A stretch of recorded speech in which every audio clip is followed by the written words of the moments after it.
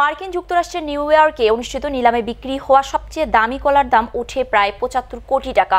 সম্প্রতি নিলামে কেনা কলাটির মালিক তা খেয়ে ফেলেছেন। নিলামে কেনা ৭৫ কোটিতে কেনা কলাটি খাচ্ছেন চীনা বংশোদ্ভূত আমেরিকান এবং ক্রিপ্টো কারেন্সি উদ্যোক্তা জাস্টিন সান। ব্রিটিশ সংবাদ মাধ্যম বিবিসির একটি প্রতিবেদন থেকে জানা যায়, বিশ্বের সবচেয়ে দামি কলাটির মালিক চীনা বংশোদ্ভূত আমেরিকান এবং ক্রিপ্টোকারেন্সি উদ্যোক্তা জাস্টিন সান। তিনি ২৯ নভেম্বর শুক্রবার হংকংয়ে একটি সংবাদ সম্মেলনের ডাক দেন। এরপর সাংবাদিকদের সামনে নিলামে কেনা দামি কলাটি খেয়ে ফেলেন। প্রায় ৭৫ কোটি টাকা দিয়ে নিলামে কেনা কলার মালিক জাস্টিন সান।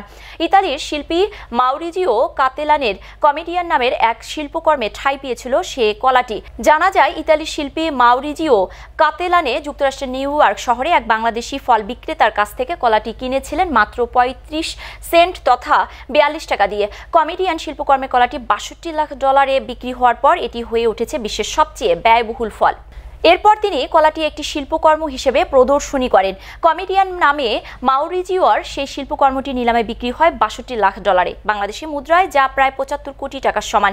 নিলাম হাউস সদবি নিলাম অনুষ্ঠানের আয়োজন করে। তারা প্রত্যাশা করেছিল শিল্পকর্মের এই কলাটি $১০ লাখ বিক্রি হবে। তবে সে প্রত্যাশাকে ছাড়িয়ে চীনা বংশোদ্ভূত জাস্টিন সান সেটি কিনে নেন প্রায় ৭৫ কোটি টাকায়। জাস্টিন সোশ্যাল মিডিয়ায় শিল্পকর্ম সংগ্রাহক এবং বিশ্বে ক্রিপ্টোকারেন্সি খেলোয়াড় হিসেবে পরিচিত।